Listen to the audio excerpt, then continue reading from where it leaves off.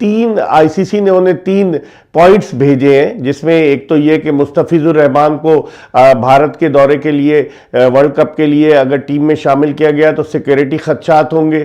دوسرے انہوں نے یہ بھی بتایا کہ اگر کوئی بنگلہ دیشی فین یا بنگلہ دیشی جرنلسٹ اپنے ملک کی شرٹ پہنے گا یا جھنڈا لہرائے گا تو اس سے بھی سیکیورٹی کے خدشات ہوں گے۔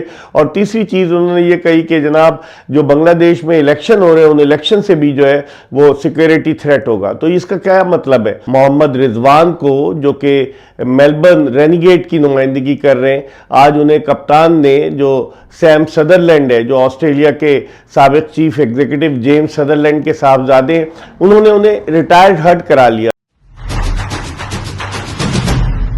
بسم اللہ الرحمن الرحیم، السلام علیکم۔ اپنے یوٹیوب چینل MIB سپورٹس پر میں ہوں مرزا اقبال بیگ۔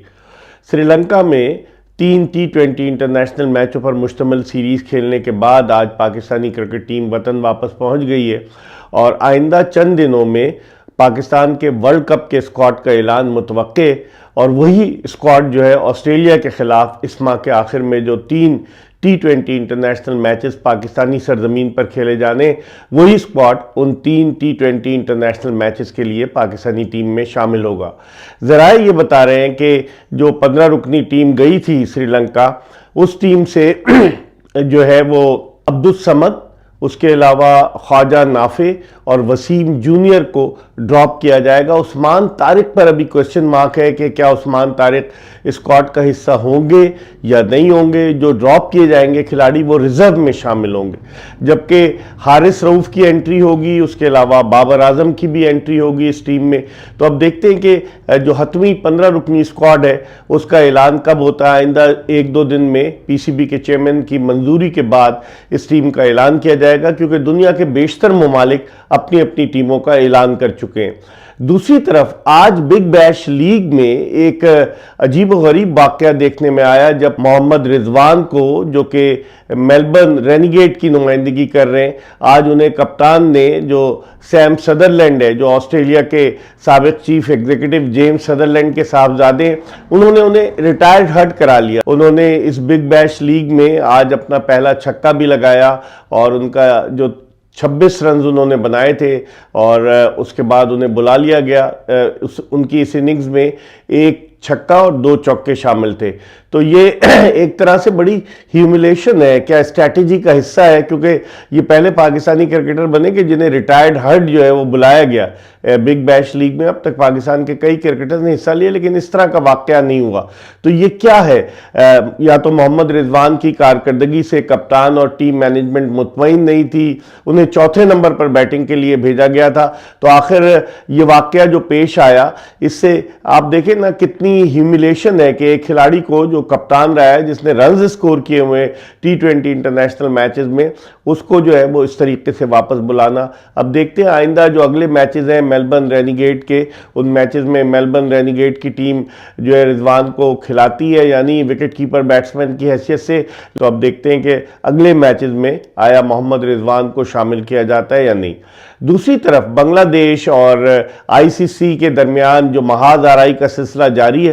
بنگلہ دیش کے جو نگراں وزیر ہیں، جو کہ کھیلوں کے بھی نگراں وزیر ہیں، انہوں نے آج ایک پریس کانفرنس کی اور انہوں نے بتایا کہ ICC نے انہیں 3 پوائنٹس بھیجے ہیں، جس میں ایک تو یہ کہ مستفیض الرحمان کو بھارت کے دورے کے لیے ورلڈ کپ کے لیے اگر ٹیم میں شامل کیا گیا تو سیکیورٹی خدشات ہوں گے۔ دوسرے انہوں نے یہ بھی بتایا کہ اگر کوئی بنگلہ دیشی فین یا بنگلہ دیشی جرنلسٹ اپنے ملک کی شرٹ پہنے گا یا جھنڈا لہرائے گا تو اس سے بھی سیکیورٹی کے خدشات ہوں گے۔ اور تیسری چیز انہوں نے یہ کہی کہ جناب جو بنگلہ دیش میں الیکشن ہو رہے ہیں ان الیکشن سے بھی جو ہے وہ سیکیورٹی تھریٹ ہوگا۔ تو اس کا کیا مطلب ہے؟ بھارتی میڈیا تو اس کو ڈینائی کر رہا ہے، وہ کہہ رہا ہے کہ نہیں جی ICC نے آفیشلی کوئی خط نہیں لکھا، لیکن بنگلہ دیش کے وزیر آصف نظمل جو ذمہ دار آدمی ہیں، انہوں نے یہ کہا ہے کہ ان کے پاس یہ چیزیں آئی ہیں اور بنگلہ دیش اپنے موقف پر اڑا ہوا ہے۔ اس کا یہ کہنا ہے کہ ہم بھارت میں جا کر نہیں کھیلیں گے سیکیورٹی خدشات کی وجہ سے۔ دوسری جانب ICC بڑی مشکل سے دوچار ہے۔ بھارتی میڈیا تو یہ پروپیگنڈا کر رہا ہے کہ بنگلہ دیش کے میچز جو ہیں وہ وہاں پر کیرالہ میں، جہاں پر کوچی ہے، وہاں منتقل کر دیے جا سکتے ہیں، اور اس کے علاوہ تامل ناڈو میں وہاں پر میچز منتقل کیے جا سکتے ہیں جہاں چنائی وغیرہ ہے، لیکن ابھی تک کوئی اس حوالے سے کوئی کنفرمیشن نہیں آئی، اور نہ بنگلہ دیش کرکٹ بورڈ اپنے موقف پر ڈٹا ہوا ہے کہ وہ بھارت میں سیکیورٹی ریزنز کی وجہ سے نہیں کھیلنا چاہتا۔